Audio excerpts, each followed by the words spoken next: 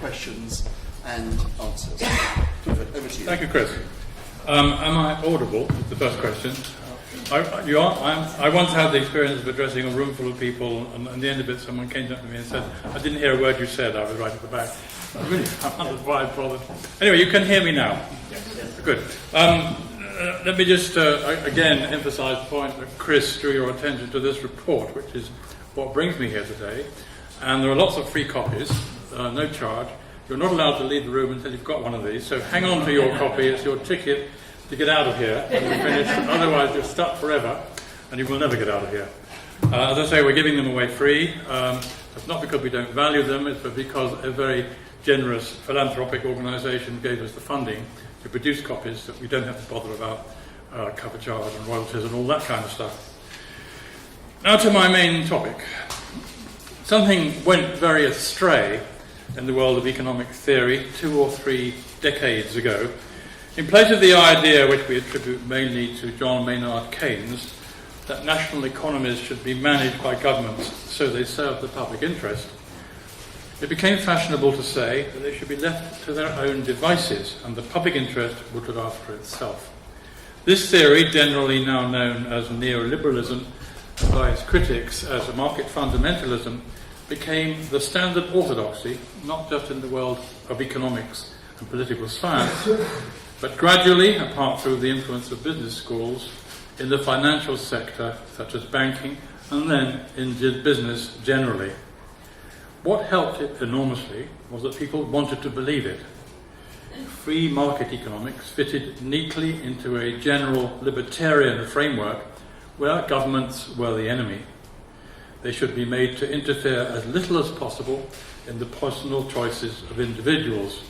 Freedom was the only good, freedom to pursue one's own self-interest. So neoliberal theory absolved business of any responsibility for the consequences of their actions, or as Milton Friedman, neoliberal guru of the Chicago School, put it, the business of business is business. Business alone. So the duty of company directors was to shareholders, no one else, and that duty was fulfilled by maximising the value of their shareholdings. In order that directors should know and feel that they were unambiguously on the side of shareholders, it became standard practice for directors to be shareholders too. In maximising shareholder value, therefore, they were also maximising their own wealth. And in order that they didn't need to ask themselves whether their activities were harmful to society, they were assured that that benefit was automatic. A rising tide lifts all boats, they were told. Wealth trickles down from the top and eventually helps everyone. The political and economic commentator Will Hutton called free market fundamentalism the biggest intellectual mistake this generation has ever witnessed, arguably the world has ever witnessed. There is much talk of remoralising economics, arguing that 2008 would not have happened if people had behaved better, been less greedy, but this hardly scratches the surface. The core problem is ideological, and bankers behaving better won't solve it. The ideology asserts, with a profound quasi-religious conviction amounting to fervour, that markets always self-correct, market forces are sovereign. What it completely ignores, therefore, is the common good. Market fundamentalists have no room for such a concept. The Governor of the Bank of England, Mark Carney, told a conference on inclusive capitalism in London in May 2014, "My core point is that, just as any revolution eats its children, unchecked market fundamentalism can devour the social capital essential for the long-term dynamism of capitalism itself.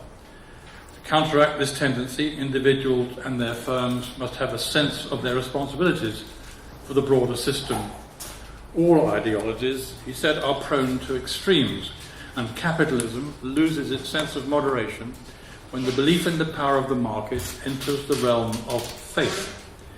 In the decades prior to the crisis, such radicalism came to dominate economic ideas and became a pattern of social behaviour," he said. market fundamentalism in the form of light touch regulation, the belief that bubbles cannot be identified and that markets always clear, contributed directly to the financial crisis and the associated erosion of social capital. Or, as Pope Francis said recently, some people continue to defend trickle-down theories which assume that economic growth encouraged by a free market will inevitably succeed in bringing down greater justice and inclusiveness in the world. This opinion, which has never been confirmed by the facts, expresses a crude and naive trust in the goodness of those wielding economic power and in the sacralized workings of the prevailing economic system. Meanwhile, the excluded are still waiting to justify a lifestyle which excludes others or to sustain enthusiasm for that selfish ideal. A globalization of indifference has developed, said the Pope. Almost without being aware of it, we end up being incapable of feeling compassion at the outcry of the poor or of weeping for other people's pain. Yet these doubts about free market theory rarely communicate themselves to politicians and political commentators, who continue to act as if there was an agreed and unassailable body of doctrine called economics, with inverted commas, whose truth could no more be denied than the fact that the earth goes round the sun. One undeniable change which makes life much more difficult post-2008 is the decline of trust. Trust in those with whom one does business, but also trust in the reliability of the whole economic process. This is what Mr. Carney means by the devouring of social capital that market fundamentalism can be blamed for. Through this decline in trust, risk assessment has become more difficult. That is one of the fundamental reasons why medium and small businesses have found it so hard to get credit. Lending institutions have lost confidence in their ability to work out who is creditworthy. They no longer trust their computers to know best, and in the wine bars of London, where my word is my bond was once a solemn and sacred oath one banker swore to another, repetition of this phrase now triggers nothing but scornful laughter. So far, efforts to rebuild the free market system on a more secure basis have made slow progress. What holds them back is the lack of an alternative economic system to replace neoliberalism, which continues to exercise a hold over the imaginations of many economists because of its elegant simplicity and promise of mathematical certainty, not to mention the abundance of wealth for themselves. The most obvious challenge to these free market assumptions is that they do not correspond to how people actually behave in real life, beyond the wall or outside the cocoon within which economics operates. Indeed, it's been pointed out that many of the people who spend time behind the wall or within the cocoon do return to real life. For instance, when they go home to their families every evening and when they engage in all the activities that make life satisfying and fulfilled. Their values are different. They live in short, divided lives. One major study to identify and name this phenomenon came about as a collaboration between the Vatican and the John A. Ryan Institute for Catholic Social Thought at the Center for Catholic Studies at the University of St. Thomas, Minnesota. Prepared with the aid of business people, the document called The Vocation of a Business Leader struck a chord in many business and professional circles. It stated that, quote, obstacles to serving the common good come in many forms: lack of rule of law, corruption, tendencies towards greed, poor stewardship of resources, but the most significant for a business leader on a personal level is leading a divided life. This phenomenon is easily observed and commonly experienced. It was mentioned by Mark Carney in the speech already referred to when he said, financiers, like all of us, need to avoid compartmentalization. The division of our lives into different realms, each with its own set of rules. Home is distinct from work, ethics from law, individuals from the system. The description of the divided life presupposes an antithesis as the presumed opposite of the rational self-interest of Homo economicus, the principle of the common good. This clearly goes beyond saying that economics and finance cannot function without moral values. is more subversive of standard economic doctrine than that, raising fundamental questions, for example, about the philosophical and cultural underpinning of modern economics, whether mainstream or neoliberal, or opposed to mainstream theory. Both sides of that argument concentrate on the word rational in the phrase rational self-interest, and on the word interest.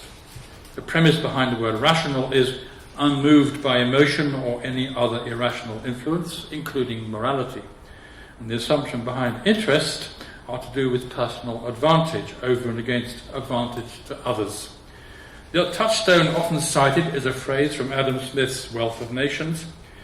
Quote, "It is not from the benevolence of the butcher, the brewer, or the baker that we can expect our dinner, but from their regard for their own interest. We address ourselves," said Smith, "not to their humanity, but to their self-love." Smith's belief in the benefits of pursuing self-interest is expressed in his famous reference to the invisible hand, which has become almost the foundational text of modern economics. Writing of a hypothetical businessman who exercises a preference for homegrown produce, he says, quote, "Preferring the support of a domestic to that of foreign industry, he intends only his own security, and by directing that industry in such manner as its produce may be of greatest value, he intends only his own gain. And he is, in this as in many other cases, led by an invisible hand to promote an end not part of his intention. Nor was it always the worse for the society that it was no part of it. By pursuing his own interest, he frequently promotes that of society, more effectively than when he really intends to promote it." Close quotes. The notion of the invisible hand has been used to elevate free market economics to an almost mystical level, hinting that a benevolent providence watches over market forces to ensure an outcome which is always to the general benefit.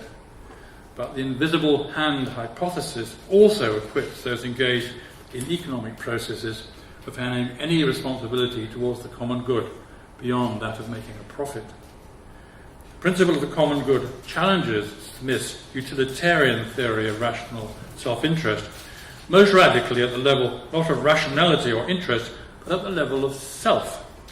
Smith was a leading member of the Scottish Enlightenment, of course, a philosophical school which helped to give birth to the modern notion of the self as an autonomous unit of consciousness. This self knows of its own existence not because it is loved and can love, i.e. in relationship, but because it can think rationally, i.e. enclosed in its own mental space, as in Descartes' cogito ergo sum.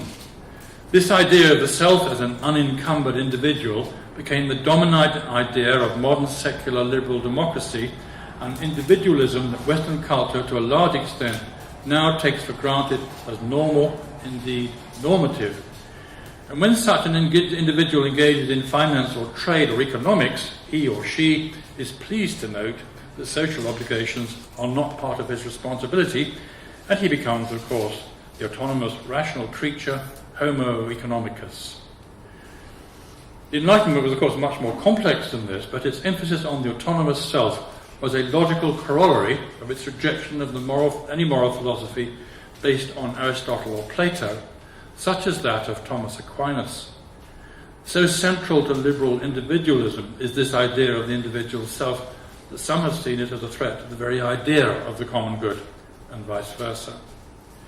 Now, Catholic social teaching offers a definition of the common good given in the document Gaudium et Spes of Vatican II, and I quote, "as the sum and total of the social conditions which allow people, either as groups or as individuals, to reach their fulfillment more fully and more easily." Other documents within this tradition describe fulfillment as, quote, "integral human development." Integral meaning relating to the whole person in every respect, which includes educational, emotional, physical, cultural, psychological and spiritual factors, but acting together rather than in isolation. Human, embracing all that the word means, especially human dignity, but also in mutual relationships that are beneficial and fruitful. Development, meaning growth in health and well-being, and the realization that all that a person has been given in his or her talents and capacities or capabilities. it's been described as becoming what one is meant to be, which does, however, raise the awkward theological question, the question of telos, or meant by whom. Now let's take, as a practical example, and these things are always best when we can concretize them, Laura and Emma, hypothetical teenage school friends. As well as progressing in their general education and well-being, Laura loves playing hockey, while Emma is learning the violin. Emma likes watching Laura play, while Laura likes listening to Emma practice. They both want to be good at what they do, and they both want each other to be good at what they do too. Their gradual progress towards excellence in the field is not only satisfying and pleasurable to both of them, but is a real benefit to both of them too, to their integral human development. It forms their character. They therefore share a good. They progress towards excellence in their particular skill, even though it's in different fields. And we can call that a shared good, a common good. The idea can readily be extended to the whole class, the whole school or college, the whole community outside.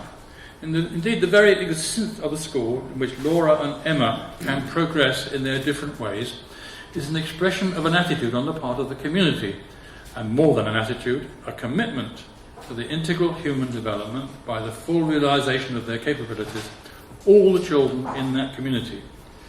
It represents also a political decision by the community that that is the sort of society they want to live in, just as Laura wants to live in a society where Emma's talents are developed, and Emma wants to live in a society where Laura's talents are developed. It's part of that emphasis on the individual self in modern Western culture that choices such as these are not understood according to a calculus of the common good, but in terms of a polarized choice between selfishness and altruism. These two are construed as zero-sum, which is to say the more selfish one is, the less altruistic, and vice versa. Laura's delight in Emma's progress is seen as unselfish and no doubt praiseworthy for that reason, but there is, of course, more to it than that. There is much cultural baggage attached to both ends of the spectrum. Selfishness may be seen as less admirable, but also seen as a basic human characteristic, maybe the most basic of all. And I think there's a residual trace here of a Protestant ethic which sees human nature as fundamentally corrupt, or totally depraved, as the 16th century reformers would have put it. So it's natural for a human being to be selfish, more natural than being altruistic. Human nature may be fashioned from warped timber, but Thomas Hobbes' description of it in his Leviathan, of everyone being perpetually engaged in a war of every man against his neighbour, is fortunately much more the exception than the rule. Nevertheless, even if selfishness has to prevail because it characterises human nature, much ingenuity has gone into trying to harness it for better purposes, such as providing a public benefit. The 17th century Anglo-Dutch writer Bernard Mandeville described this as the trick of turning private vices into public virtues. And this is the beauty of Adam Smith's proposition concerning the effect of the invisible hand. Modern mainstream economics has taken to heart the notion that though an individual may be operating in pursuit of self-interest in a free market economy, social benefits will arrive unbidden. Thus has what might otherwise have been seen as a human flaw been turned to good use. This kind of judgment stands at the heart of virtually every defence of free market economics, on moral grounds, that it has the alchemy to turn bad into good, dross into gold. The principle of the common good makes this assumed polarization between selfish and altruistic choices redundant. Emma does not have to choose her own interest over and against Laura's because she benefits from Laura's growth and development, and Laura reciprocates to Emma's benefit. But they can also pursue their own good for the benefit of themselves, of each other, and of the wider whole. They participate and advance in a common good they share. However, so well established is the idea that individuals are basically selfish and reluctant to contribute to the good of others that some people find this notion of a shared common good hard to accept. But they're failing to realise that the concept of the free individual self is a social construct of relatively recent origin, and that the identity of the self has no content until it's forged in relationships during the growth of the child. However much they may eventually emerge as individuals, human beings start life as social animals, who must depend on others long before they can depend on themselves. And they're shaped by others long before they can take charge of their own destiny. Indeed, they can only learn how to do this from others. It is parents and teachers who show children how to stand on their own feet. The notion of the common good was once so familiar that it didn't even need a name. Indeed, what makes the language of the common good a central necessity